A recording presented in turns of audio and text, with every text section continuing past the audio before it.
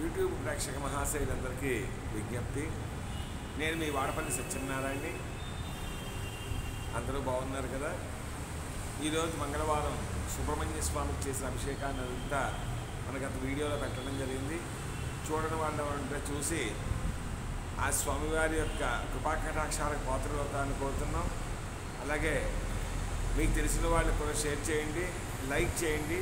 మనం లైక్ చేస్తే ఈ వీడియో ఎక్కువ మందికి రీచ్ అయ్యే అవకాశం ఉంటుంది కాబట్టి లైక్ చేయండి. అలాగే ఇవాళ దుష్ట చతుష్టయం అనబడే మహాభారతంలో దుష్ట చతుష్టయం అనబడే నలుగురి యొక్క వివరాల్లో ముందుగా మనం ప్రీవియస్ వీడియోస్లో కర్ణుడి గురించి చెప్పుకోవడం జరిగింది. ఇవాళ దుర్యోధనుడి గురించి చెప్పుకోవడం జరుగుతుంది.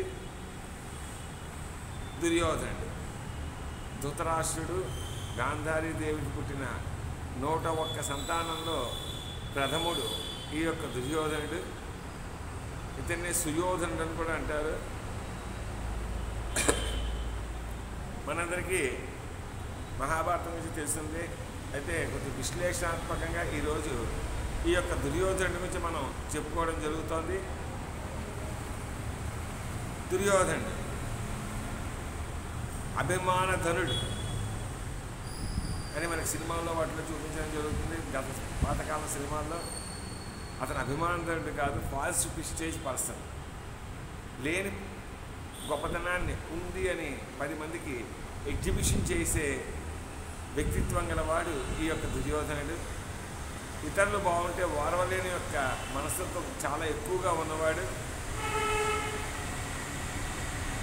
పాండవుల యొక్క గొప్పతనం, వారి యొక్క మంచితనం ఇవి చూసి ఓర్వలేక పాండవుల్ని, అంటే చాలా చిన్నాన్న పాండురాజు పిల్లలైనటువంటి పాండవుల్ని ఎలాగైనా అణగదొక్కి తన యొక్క గొప్పతనాన్ని నిరూపించుకుందామని చెప్పి ఆలోచించేవాడు.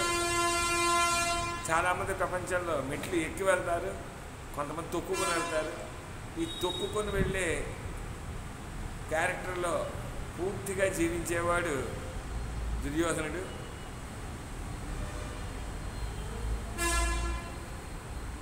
తన మామయ్యన శకునితో మాయోపాయాలు పన్ని మాయాజోదానికి ధర్మరాజుని ఆహ్వానించగా పాండవులు ద్రౌపదీదేవి హస్తినాపురానికి వచ్చి, అంటే ఇప్పుడు ఢిల్లీ, ఆ మాయాజోదంలో శకుని చేతిలో ధర్మరాజు ఓడిపోయి భార్యను కూడా పణంగా పెట్టడం జరిగింది. అయితే ద్రౌపదీదేవి సభలో అడగడం జరిగింది ధర్మరాజుని, నువ్వు ఓడిపోయి నన్ను పందెంగా పెట్టేవా, నన్ను పందెంగా పెట్టినా నువ్వు ఓడిపోయేవా అని. దానికి భీష్మ పితామహుడు ద్రోణుడు వీరు కూడా సమాధానం చెప్పలేనంత గొప్ప పరిస్థితి అది. ఆ యొక్క నిండు సభలో ద్రౌపదీదేవి దుశ్శాసనుడు జుట్టు పట్టుకొని లాక్కొచ్చిన తర్వాత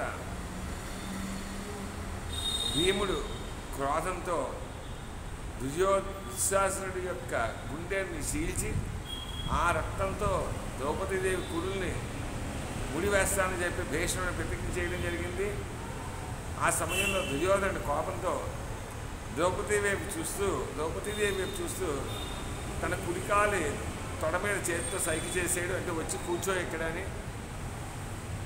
ద్రౌపదీదేవి దుర్యోధనుడికి వదిలి గారు, అంటే మాతృ సమానం, తల్లి సమానంలో ఉన్న ద్రౌపదీదేవిని తొడమే కూర్చోబెట్టుకుంటాననేటువంటి అహంకారుడు, చరిత్రహీనుడు మన దుర్యోధనుడు. ఈ దుర్యోధనుడికి కూడా కొన్ని సినిమాల్లో గొప్ప వ్యక్తిలాగా పరిచయం చేయడం జరిగింది. గత తరం వాళ్ళకి అది బాగా తెలుసు. ఇక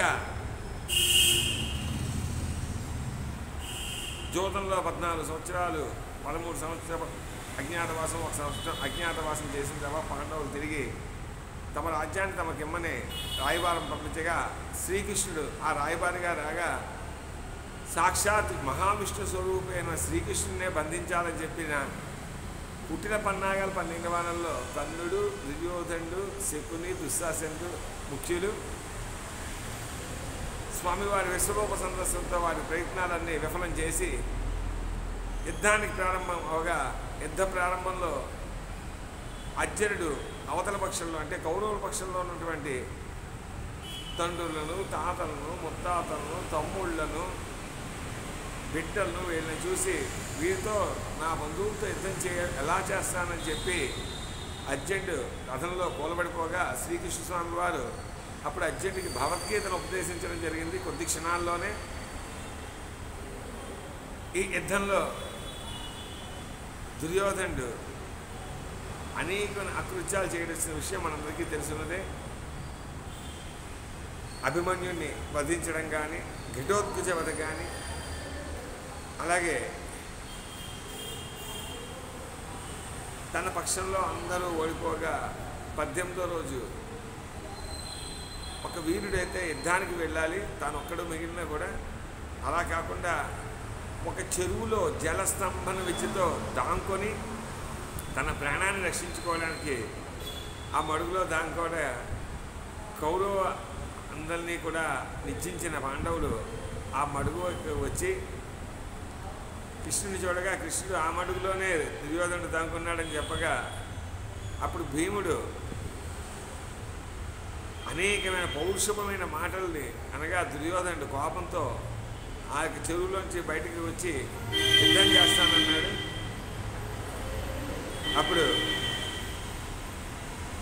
ధర్మరాజు అన్నాడు, నువ్వు ఒంటరివి, మేము 6గురం, మాలో ఎవరితో యుద్ధం చేసి గెలిచినా కూడా నువ్వే ఈ యుద్ధంలో గెలిచినట్టుగా నిర్ణయించడం జరుగుతుందనగా అప్పుడు కృష్ణుడి వైపు చూసిన దుర్యోధనుడు, ఈ ఎదుబాలకుడితో యుద్ధమా, నా యొక్క శక్తి సామర్థ్యాలకి సరతూగేవాడు ఈ యొక్క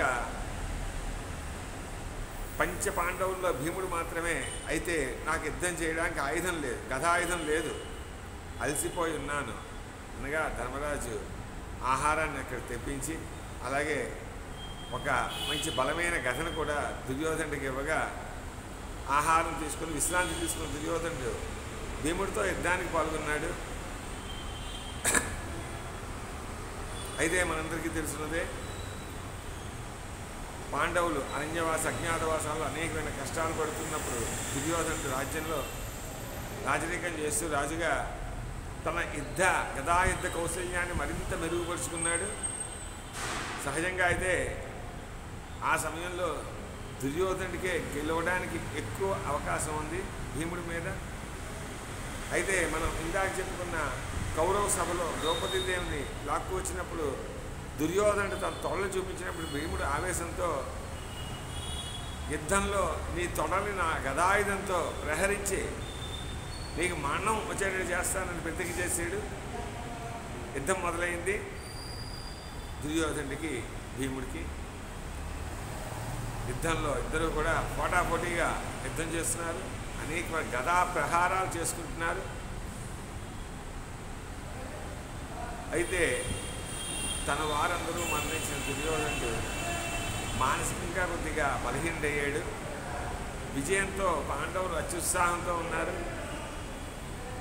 అయినా యుద్ధ కౌశల్యం గదాయుద్ధంలో ప్రవీణత ఎక్కువగా ఉన్న దుర్యోధనుడు యుద్ధం చేస్తూనే ఉన్నాడు. అంతకీ యుద్ధం తెగటం లేదు, పూర్తవడం లేదు. కాబట్టి భీముడు యుద్ధం చేస్తుంటే కృష్ణుడి వైపు చూడగా కృష్ణుడు తన తొడని చూపించాడు. శ్రీకృష్ణుల వారి ఉపాయాలకు అంతమే ఉంది. అనంతమైన ఉపాయాలు గలవాడిని శ్రీకృష్ణుడు అంటారు. ఆ స్వామి నిరాకారుడు, నిర్గుణుడు, గుణాలకు అతీతమైన వాడు. అలాగే is best teacher, best friend, best education person, అన్ని రకాల గుణాలు గలవాడు. సుగుణాల పుట్ట శ్రీకృష్ణ భగవానుడు. ధర్మం వైపు మాత్రమే ఉంటాను తప్పితే మరి ఏ వైపు ఉండదని చెప్పినటువంటి మహా ధర్మగుణుడు ఆ శ్రీకృష్ణ భగవానుడు వారు తన తొడని చూపించగా భీముడికి అర్థమైంది. ఆహో, ఆ రోజు నేను సభలో ప్రతిజ్ఞ చేశాను కదా అని వెంటనే గదతో తొడల మీద మొదలగా దుర్యోధనుడు తొడలు రెండు విరిగి నేల కూలేడు. నేల కూలిన దుర్యోధనుడు ఇలా అంటున్నాడు, పోయి భీమ, గదాయుద్ధంలో నడుము కింది భాగంలో గదతో ప్రహారం చేయడం అధర్మం అని నీకు తెలియదా? ఇలాంటి అధర్మాన్ని పాలు పంచుకున్న మీరు ధర్మాత్ములు అవుతారని అడగగా అప్పుడు శ్రీకృష్ణుడు వారు ఇలా అంటున్నారు, ఓహో ఈరోజే నీకు ధర్మం గురించి తెలిసిందా? మరి ఆ రోజు అభిమన్యుణ్ణి, మా అర్జునపుత్రుడైన అభిమన్యుణ్ణి, నా మేనల్లుడైన అభిమన్యుణ్ణి మీరందరూ కూడా చుట్టుముట్టి, అతిరథ మహారథులందరూ కూడా చుట్టుముట్టి ఒక బాలకుణ్ణి చిత్రవధ చేసి నలువైపుల నుంచి కత్తులతో పొడిచి చంపినప్పుడు మీకు ధర్మం గుర్తు రాలేదా? నీ దాకా వస్తేనే ధర్మమా, ఇతరులకు ఆ ధర్మం వర్తించదా అని చెప్పి ఆ యొక్క దుర్యోధన్ని అక్కడే వదిలి వారు ముందుకు బయలుదేరారు. ఇంతలో దుర్యోధనుడి యొక్క సేనలో మిగిలినటువంటి ఇద్దరు, కృపాచార్యుడు అశ్వత్థామ అక్కడికి వచ్చి దుర్యోధనుడి యొక్క దుస్థితిని చూసి దుఃఖిస్తుండగా దుర్యోధనుడు ఇలా అన్నాడు, నా యొక్క 12 అక్షోణీయ సేనలో మీరిద్దరు మాత్రమే మిగిలి ఉన్నారు. అశ్వత్థామ గురుపుత్ర, నువ్వు ఆ పాండవులందరినీ హతం చేయి. అంత శస్త్రవిద్యలు మీ తండ్రి గారు నీకు నేర్పాడు ద్రోణాచార్యులు వారు. నిన్ను సేనాధిపతిగా అభిషక్తుని చేస్తుందని చెప్పి అక్కడే మడుగులో నీళ్లతో అశ్వత్థామ శిరస్సుపై జల్లి కిరీటాన్ని పెట్టి సేనాధిపతిని చేసి పాండవుల్ని ఏ విధంగానైనా సరే, అధర్మంగానైనా ధర్మంగానైనా ఏ విధంగానైనా సంహరించి ఆ శుభవార్తను నువ్వు చెప్పే వరకు నేను మరణించను, ఇక్కడే ఉంటాను, వెళ్ళిరాని పంపగా అశ్వత్థామ చేసిన అకృత్యాల నుంచి మనం నెక్స్ట్ వీడియోలో చెప్పుకుందాం. ఈ యొక్క సుయోధనుడిని గుణవంతుడు, భాగ్యవంతుడు ఈ విధంగా సంబోధించిన చాలామంది కుహునామాలు చేస్తుంటారు. భాగ్యవంతుడు అయితే అయ్యాడు కానీ గుణవంతుడు కూడా కాదు. అంటే మనిషి ఏ విధంగా ఉండకూడదు అన్నదానికి దుర్యోధనుడు ఒక మంచి ఉదాహరణగా నిలుస్తాడు. మనం వచ్చే వీడియోలో ఈ యొక్క దుర్యోధనుడి యొక్క మామైనటువంటి శకుని గురించి, దుష్ట చతుష్టయంలో 3వ వాడు శకుని గురించి తెలుసుకుందాం.